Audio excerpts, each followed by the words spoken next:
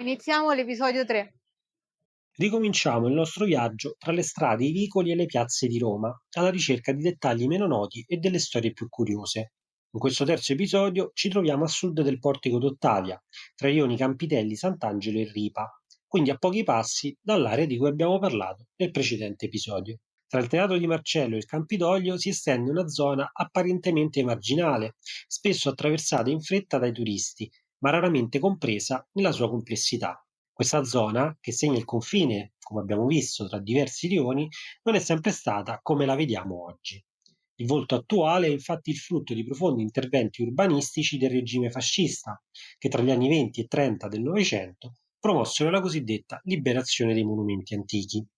In questa zona ne furono protagonisti il Teatro di Marcello, il Colle Capitolino, che portò a uno sbancamento importante per la creazione della Via del Mare, arteria pensata per connettere il centro con il Tevere e l'area portuale.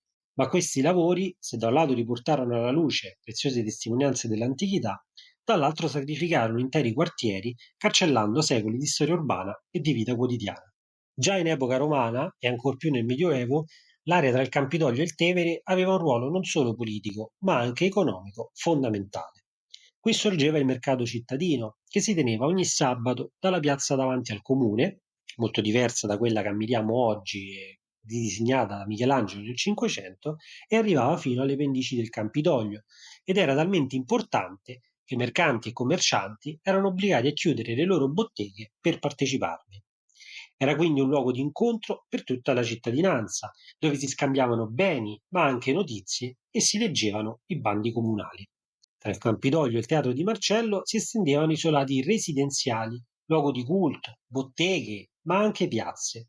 Un tessuto urbano denso e vivo, abitato da un'umanità variegata. Nobili famiglie, artigiani, membri delle corporazioni, manovali in cerca di lavoro, tutti contribuivano a rendere quest'area un microcosmo pulsante.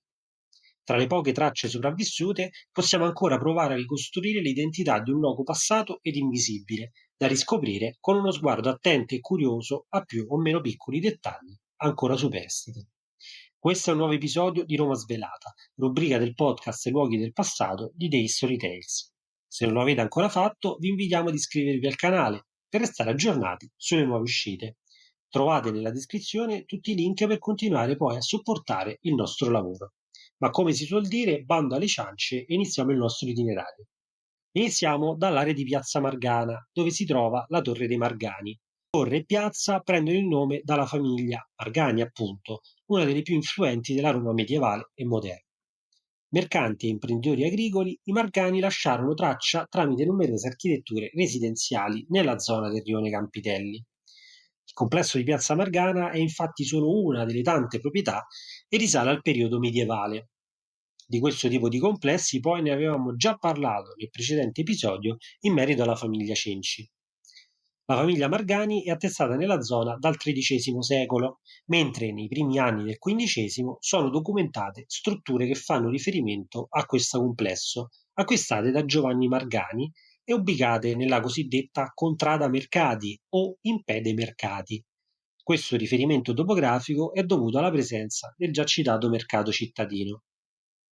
Tornando alla nostra struttura, l'analisi muraria rivela una prima fase di fine XIII secolo, cioè antecedente all'acquisto dei Margani, mentre la torre vera e propria sembra essere inquadrabile al 400.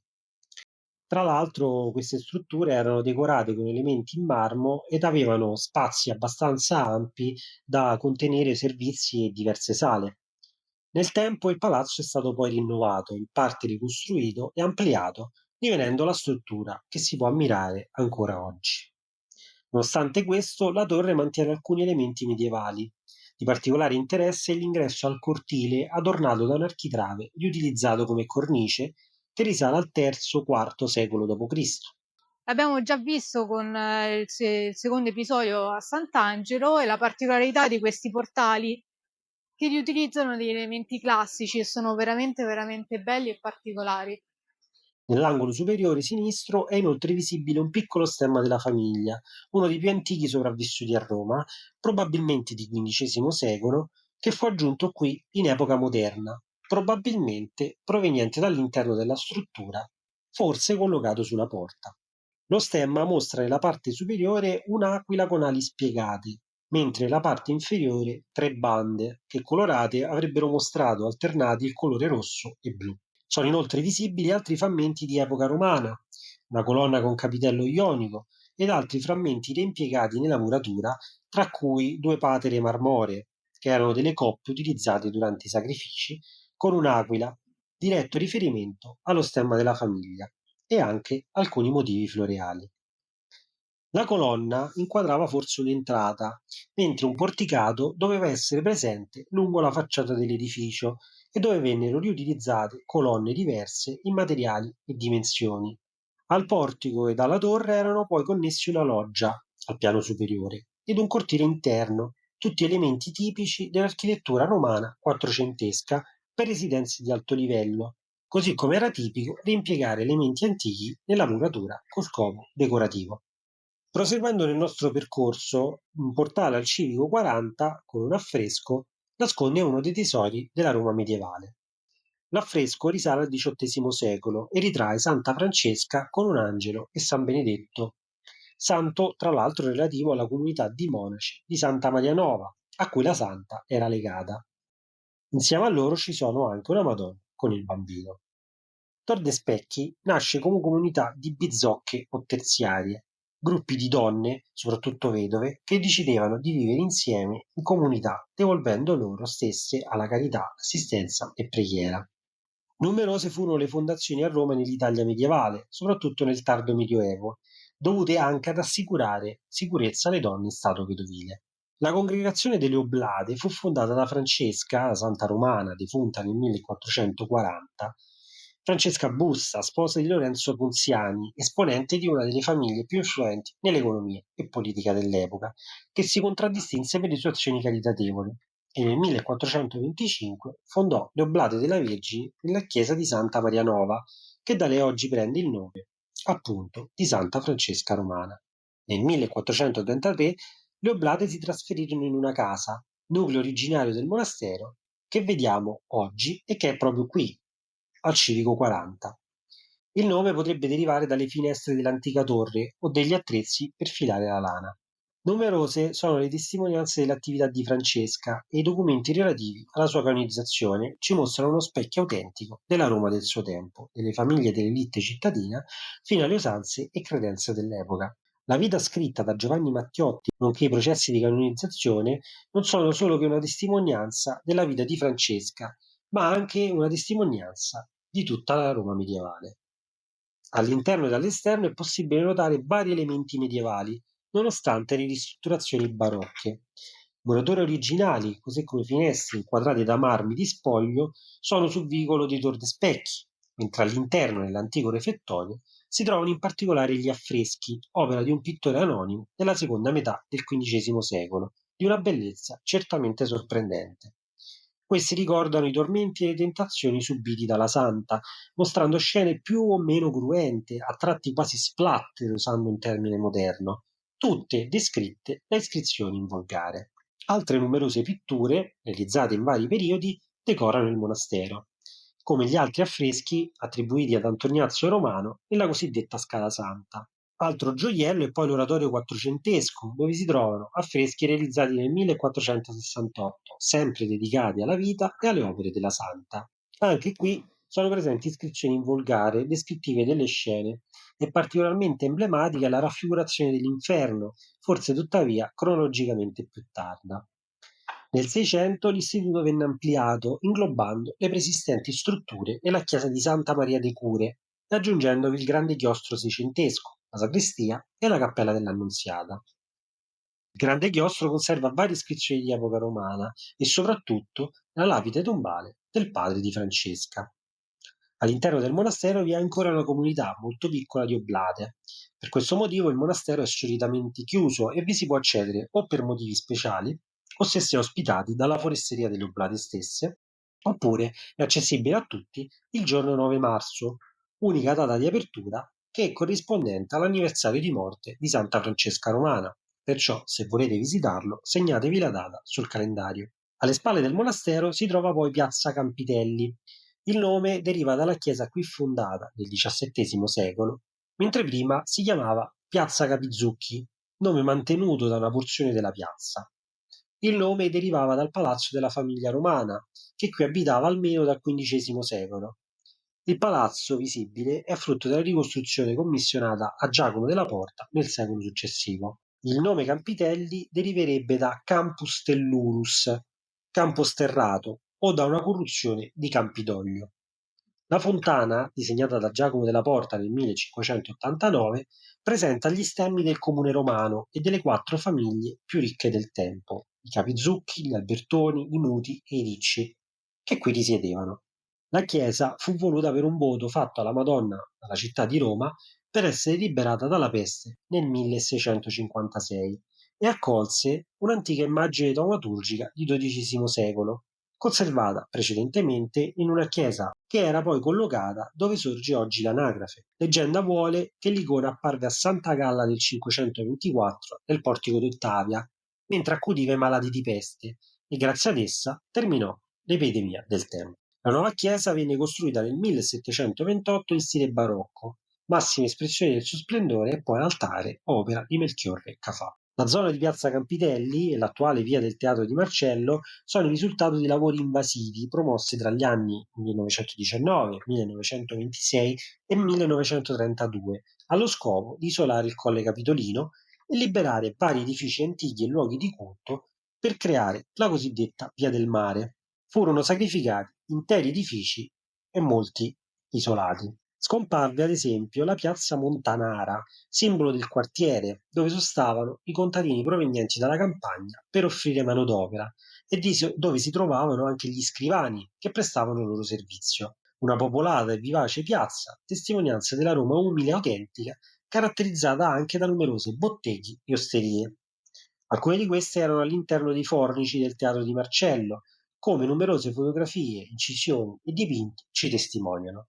Nella piazza era poi presente una fontana, oggi spostata in piazza San Simeone. Nei lavori di sbancamento operati in epoca fascista scomparvero numerose chiesette medievali, come Santa Maria in Vincis, San Nicola di Fumanari, e alcuni edifici furono salvati, come la famosa Torre dei Crescenzi, mentre altri furono distrutti e altri ancora fortunatamente restaurati. Una traccia ancora esistente di quelli di un'altra parte del passato di Roma, ovviamente, che è quello dell'epoca fascista, un periodo in cui sono stati fatti numerosi lavori urbanistici in città che hanno sicuramente dato un volto più moderno alla città stessa, ma che allo stesso tempo hanno distrutto gran parte di quello che è stato il patrimonio storico, soprattutto medievale, della città.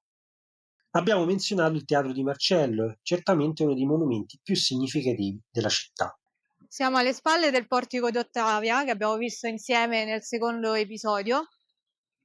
Ovviamente lui è riconoscibile, il teatro di Marcello, ma ora vedremo insieme anche le altre strutture, il Tempio di Apollo Sosiano e il cosiddetto Albergo della Catena. La costruzione del teatro fu iniziata sotto Cesare e terminata sotto Augusto, che lo inaugurò nel 13 o nell'11 a.C. In precedenza, qui si trovava un teatro provvisorio costruito per i Ludi Apollinares, feste in onore del dio Apollo. Il nome Marcello deriva dal nipote e disegnato successore di Augusto, morto prematuramente 10 anni prima. Nel Medioevo l'edificio divenne la roccaforte dei Fabi, poi nel XIV secolo passò ai Savelli, nota famiglia baronale romana, i quali commissionarono a Baldassarre Perruzzi una ristrutturazione in stile rinascimentale. Passò poi agli Sforza Cesarini e infine nel Settecento agli Orsini, i cui orsi decorano ancora il portale d'ingresso. Precisamente al 1729 la proprietà risulta degli Orsini d'Aragona, duchi di Gravina. L'uso prolungato nei secoli ha permesso la conservazione di due piani originari su tre. L'ultimo, infatti, è come detto opera di Baldassare Peruzzi del XVI secolo. Il costante riutilizzo nel tempo, spesso non conosciuto ai più, fa del teatro di Marcello uno degli esempi più interessanti della pluristratificazione storica, archeologica e architettonica che contraddistingue la città di Roma. Davanti al teatro, o meglio alla sinistra, venendo dal portico d'Ottavia, noterete delle colonne in piedi con una parte di trabeazione. Esse sono le ultime vestigia del tempio di Apollo Sosiano, il cui ricordo è presente in questa zona addirittura dal 449 a.C., anche se al tempo probabilmente era costituito da un semplice altare. Il culto fu portato dalla Grecia come Apollo medico, la cui dedica è dovuta ad una passata pestilenza. I resti oggi visibili sono invece da ricondurre alla struttura del 34 a.C., voluta da Caio Sosio, il quale diede il nome ad esso. Vicino sorgeva un secondo tempio, quello di Bellona, divinità legata alla guerra, costruito da Appio Claudio il Cieco nel 296 a.C. Vicino a questi templi si notano tre edifici isolati risalenti all'epoca medievale, di cui uno impostato su una torre. Si tratta del cosiddetto Albergo della Catena, il cui nome ricorda l'uso della catena a sbarrare il vicolo della catena di pescheria, scomparso durante i lavori del 1933. L'edificio non era così isolato, ma i lavori del Novecento, uniti agli scavi, hanno portato a questa disposizione. La struttura risale al tardo Medioevo ed è composta in realtà da tre corpi di diversa costruzione tra XII e XIV secolo. Almeno dal XVI fu utilizzato come locanda e perciò oggi identificato come albergo. Girando attorno al teatro di Marcello, ovvero dirigendoci verso il Lungotevere, si notano poi i resti del cosiddetto ghettarello o macelletto, che si intravedono vicino al teatro di Marcello e alla chiesa di San Gregorio alla Pietà, in cui vivevano sia ebrei che cattolici fin dal XV secolo e dove si potevano trovare stalle, forni e magazzini. Qui vi era poi la sesta scuola di Porta Leone. Il ghettarello Macilletto fu chiuso nel 1731. Continuando a girare intorno alla struttura, arriviamo quindi all'entrata moderna degli uffici del complesso del teatro di Marcello, dove troviamo i due orsi già citati che fanno riferimento al possesso degli orsini di Gravina nel XVIII secolo. Spostiamoci un po' più a sud e ci troviamo nell'area di San Nicola in Carcere, che in epoca romana vedeva presente il Foro Litorio ed era una piazza compresa tra il porto, le pendici del Campidoglio e del teatro di Marcello. In origine vi si svolgeva il mercato dei legumi e delle verdure.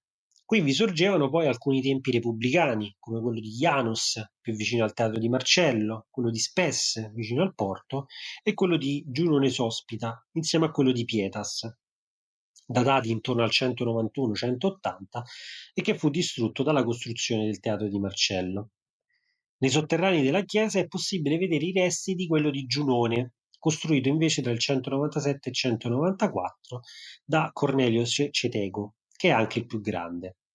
Del tempio dedicato alla Speranza, Spesse, costruito durante la prima guerra punica da Attilio Calatino, sono ancora invece visibili le colonne sul lato sinistro dell'odierna chiesa di San Nicola in Carcere. A destra della chiesa si trova invece il tempio dedicato a Giano, anch'esso costruito durante la prima guerra punica da Caio Duilio, ma i resti ancora visibili, tra cui alcune colonne incastonate nella muratura, si datano al I secolo a.C., quando fu ricostruito. Le origini della chiesa di San Nicola in Carcere sono ovviamente antichissime e varie furono anche le riedificazioni e i restauri, come ad esempio una nel 1128, ricordata da un'epigrafe nella chiesa, una nel 1599 ad opera di Giacomo della Porta e poi in epoca recente nel XIX secolo.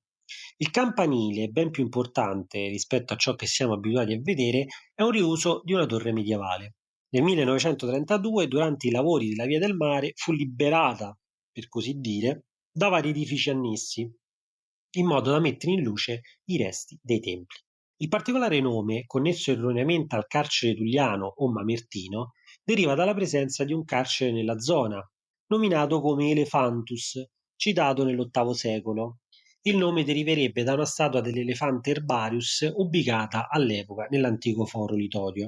Concludiamo il nostro itinerario con la torre visibile sulla parte opposta di via del Teatro di Marcello e identificata come torre complesso dei Pierleoni, famiglia romana di origini antichissime, conosciuta per aver dato i natali all'antipapa Anacleto II, morto nel 1138.